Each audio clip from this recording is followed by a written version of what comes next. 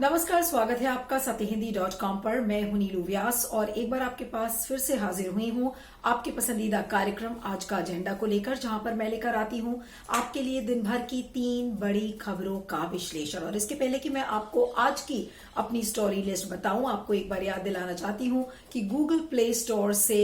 सत्य हिंदी के ऐप को डाउनलोड करना मत भूलिएगा। तो आज की 3 हमारी कौन कौन सी स्टोरीज हैं। पहली स्टोरी है सुप्रीम कोर्ट में आज क्या गतिविधियां रही हैं, किसान आंदोलन को लेकर क्या कहा है सुप्रीम कोर्ट ने, उसके बारे में आपको बताएंगे। दूसरी खबर भी हमारी किसान आंदोलन से ही जुड़ी हुई है कि पश्चिमी उत्तर प्रदेश की 10 खाप पंचायतों ने अपना किसान आंदोलन को समर्थन दिया है। और उधर दूसरी तरफ आज अरविंद केजरीवाल, जो कि दिल्ली के मुख्यमंत्री हैं, आज दिल्ली विधानसभा के अंदर उन्होंने तीनों कृषि कानून की कॉपी को फाड़ा है। तो इसके बारे में भी जो गतिविधियां हैं वो आपको बताएंगे। और तीसरी खबर, ममता बनर्जी के लिए एक बड़ा झटका, क्योंकि उनके करीबी माने जाने वाले नेता शुवेंदु अधिकारी ने कल अपना इस्तीफा दे दिया तृणमूल कांग्रेस से, और अब अटकलें लगाई जा रही हैं कि वो बीजेपी ज्वाइन करेंगे। तो इससे तृणमूल को क्या नुकसान होगा और बीजेपी के लिए क्या फायदा हो सकता है, इसके बारे में भी आपको बताएंगे। तो चलिए शुरुआत करते हैं आज की पहली खबर से।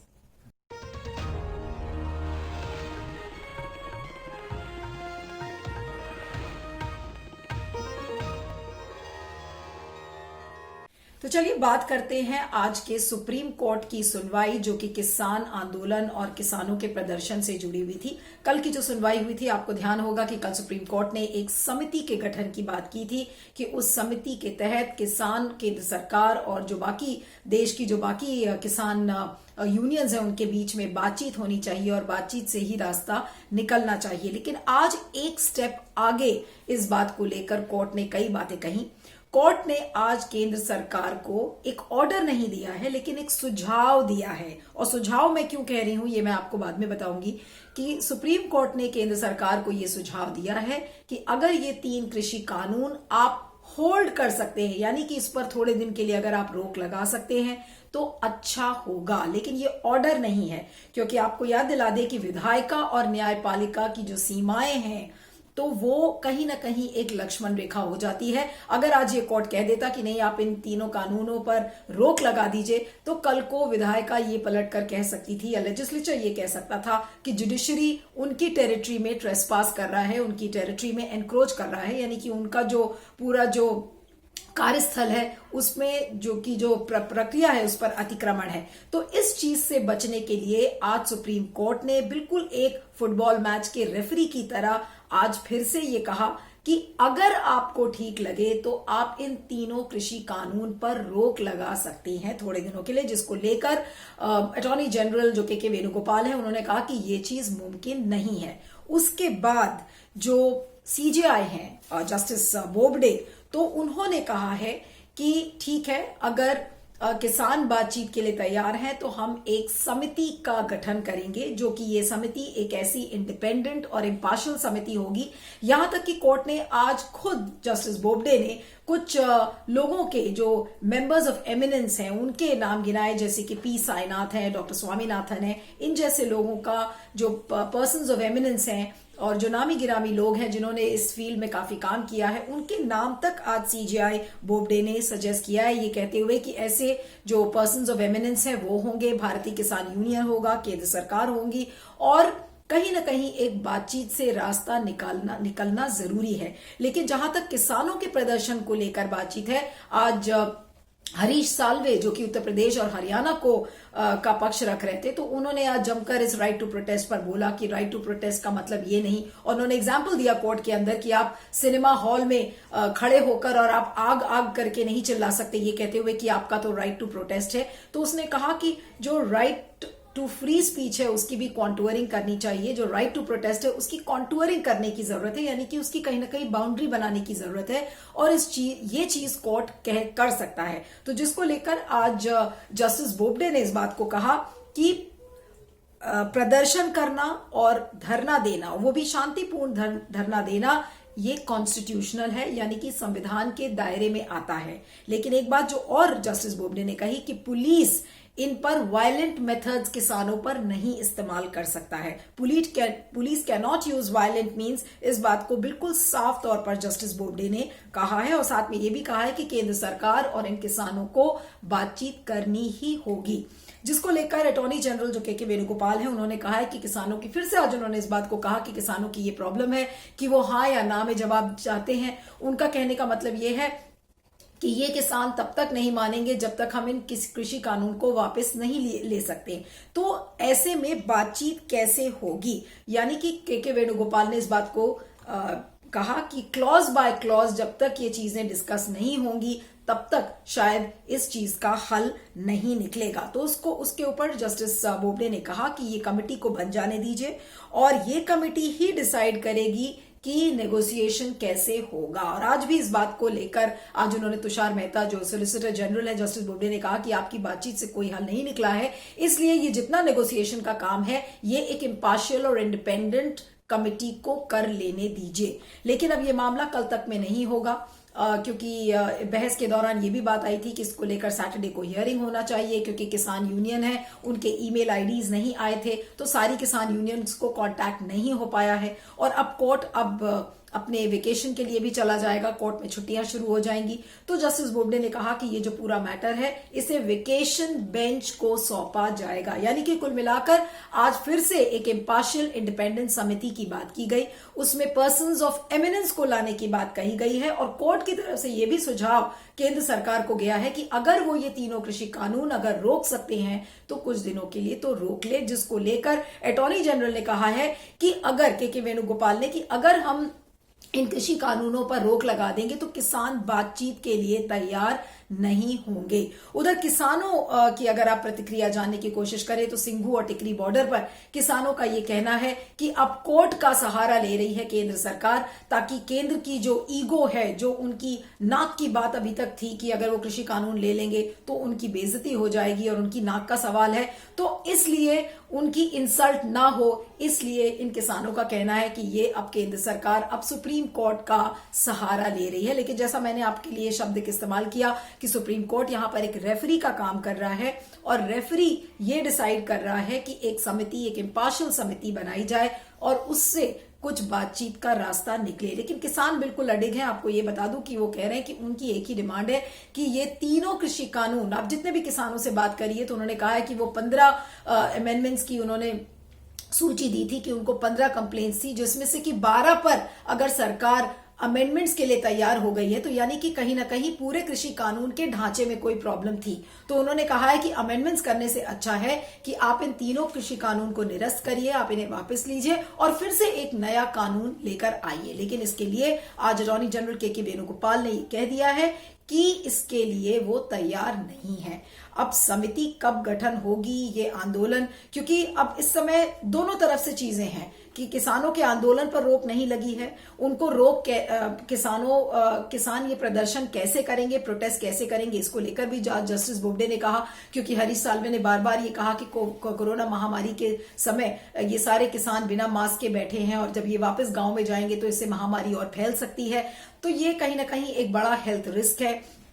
तो जिसको लेकर जस्टिस बोबडे ने कहा कि हम राइट टू प्रोटेस्ट में इंटरफियर नहीं करेंगे, यानी कि सुप्रीम कोर्ट इसमें दखलंदाजी नहीं करेगा। प्रोटेस्ट करना उनका संवैधानिक अधिकार है, लेकिन मैनर ऑफ प्रोटेस्ट को हम डिस्कस कर सकते हैं, नेगोशिएट कर सकते हैं कि इन किसानों को हो सकता है कि रामलीला मैदान में जगह दे दी जाए। इन सब चीजों को लेकर भी बातचीत हुई थी, लेकिन अब क्योंकि ये पूरा मामला अब वेकेशन बेंच में जाएगा, किसानों ने कह दिया है कि वह आंदोलन जारी रखेंगे, लेकिन वो साथ में अगर कोर्ट ये कहता है कि बातचीत का रास्ता खुलेगा तो वो बातचीत करने के लिए भी तैयार है। लेकिन आंदोलन, अगर ये कहा जाए कि ये एक आंदोलन खत्म होने जा रहा है तो ये आंदोलन अभी खत्म नहीं हो रहा है, यानी कि अभी भी समिति बनने के बावजूद, जो कोर्ट ने एक ऑफर दिया है कि एक समिति बने, इसके बावजूद अभी ऐसा लग रहा है कि एक गतिरोध की स्थिति बनी हुई है, क्योंकि किसान किसी भी और बात पर मंजूर नहीं किसी चीज पर करेंगे सिवाय इसके कि इन तीनों कृषि कानून को वापस लिया जाए, यानी कि गतिरोध अभी भी बना हुआ है। एक इंटरफियरेंस और एक इंटरवेंशन सुप्रीम कोर्ट से जरूर आ गया है, जिसमें ये कहा गया है कि नहीं, वो एक समिति बनाएंगे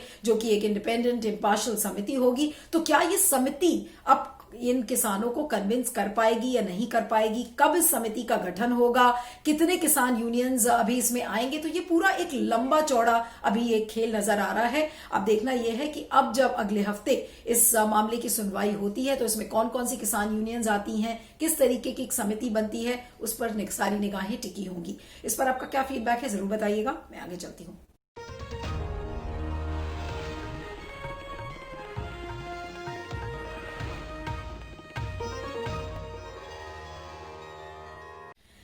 उधर किसान आंदोलन, अब बात करते हैं हमारी दूसरी खबर पर।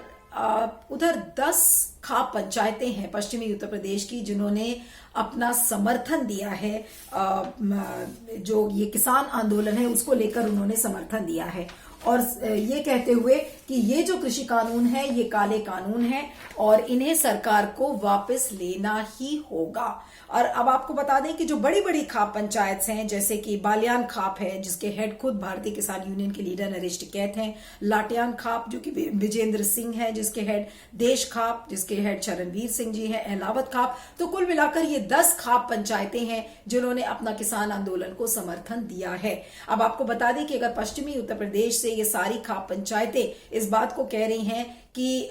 बीजेपी का आना वापस राज्य में मुश्किल हो जाएगा अगर ये किसान कि ये जो कृषि कानून है इन्हें वापस नहीं लेती, तो ये बड़ी बात है क्योंकि उत्तर प्रदेश में अभी 2022 में चुनाव है, काउंटडाउन शुरू हो गया है और खाप पंचायतों का आपने वोट बैंक देखा है कि किस तरीके से वहां के ओपिनियंस को और किस तरीके से खाप पंचायत की जो चलती है गांव में और हर क्लैन के हेड में, तो जाहिर सी बात है कि कहीं ना कहीं इससे बीजेपी को नुकसान जरूर हो सकता है। उधर आज एक दूसरा ड्रामा देखा गया अरविंद केजरीवाल का, जो दिल्ली के मुख्यमंत्री हैं। आज उन्होंने एक दिन का स्पेशल सेशन बुलाया था इस कृषि कानून को लेकर और उन्होंने कहा, अरविंद केजरीवाल ने सदन के अंदर उन तीनों कृषि कानूनों की जो कॉपी थी उसको फाड़ा और प्रस्ताव पारित किया गया कि ये जो कृषि कानून है ये किसानों के हित में नहीं है। ऐसा कहते हुए अरविंद केजरीवाल ने ये भी कहा है कि मोदी सरकार इस समय बिल्कुल अंग्रेजों की तरह बिहेव कर रही है, बिल्कुल जो एक अंग्रेजों का कॉलोनियल एटीट्यूड है वो मोदी सरकार में दिख रहा है। और साथ में उन्होंने ये भी कहा कि ये मैं एक ऐसा पहला कानून देख रहा हूं जिसको लेकर राज्यसभा में तीनों कानूनों को पास कर दिया और उसको लेकर वोटिंग नहीं हुई। तो अरविंद केजरीवाल ये कह रहे हैं कि मोदी जी आप अंग्रेजों की तरह ना बिहेव करें बल्कि इन तीनों कानूनों को वापस लें। अब ये पूरा ड्रामा आज अरविंद केजरीवाल ने क्यों किया है ये भी आपको पता है, क्योंकि इस समय पंजाब में अमरिंदर सिंह ने जिस तरीके से किसानों की एक आवाज बनकर और पूरे एक किसान आंदोलन को उन्होंने समर्थन दिया है, तो इस समय आम आदमी पार्टी एक मुख्य विपक्षी पार्टी है पंजाब में, तो जाहिर सी बात है कि वो अपना जो विपक्षी जो स्पेस है वो खोना नहीं चाहती है और वो ये दिखाना चाह रही है कि किसानों की हितैषी इस समय कांग्रेस से बड़ी आम आदमी पार्टी है। तो इसको लेकर पूरा ड्रामा चल रहा है, लेकिन बात यही है कि पहले उन्होंने अपना एक गजट नोटिफिकेशन भी दिया था, अब इन तीनों कृषि कानून को अरविंद केजरीवाल उसको फाड़ रहे हैं, तो ये ऑप्टिक्स नहीं, ये कैमरे के लिए उन्होंने नहीं किया है, तो क्या किया है? तो आज ये सारे तमाम सवाल आज खड़े हुए हैं, लेकिन बात वही आकर अटकती है कि जो सुप्रीम कोर्ट जिस समिति को बनाने की बात कह रही है उस समिति में कौन कौन होगा, क्या उस समिति से समाधान निकलता है, ये सारे अभी बहुत लंबे चौड़े सवाल हैं और मुझे नहीं लग रहा है कि ये पूरा किसान आंदोलन अभी जल्दी खत्म होने वाला है। लेकिन हाँ, जहां तक विपक्षी पार्टीज का सवाल है, जैसे आम आदमी पार्टी की मैंने बात की, तो विपक्षी पार्टीज को एक मौका जरूर मिल गया है, चाहे वो उत्तर प्रदेश में अखिलेश यादव हो, चाहे अरविंद केजरीवाल हो दिल्ली में और एक पंजाब में वो एक विपक्षी पार्टी के रूप में नजर आ रहे हो। तो जितनी भी विपक्षी पार्टीज हैं वो किसानों की हितैषी बनने की कोशिश कर रही हैं, लेकिन इसमें बेचारा किसान कहां जाएगा? सिंघू और टिकरी बॉर्डर पर जो आप दृश्य देख रहे हैं, वहां पे बूढ़ी औरतें, बुजुर्ग, इस समय आपने देखा होगा कि 20-22 दिनों में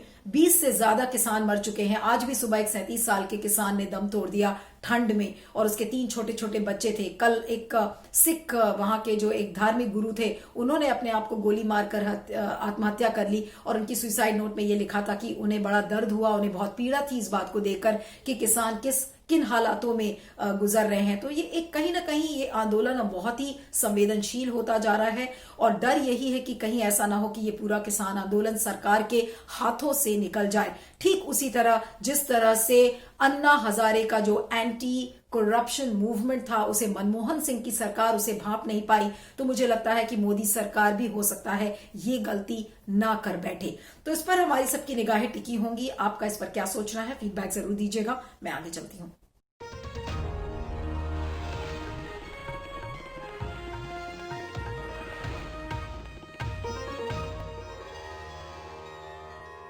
हमारी अगली खबर पश्चिम बंगाल से है। ममता बनर्जी जो मुख्यमंत्री हैं पश्चिम बंगाल की, उनके लिए एक बड़ा झटका है, क्योंकि उनके बहुत ही करीबी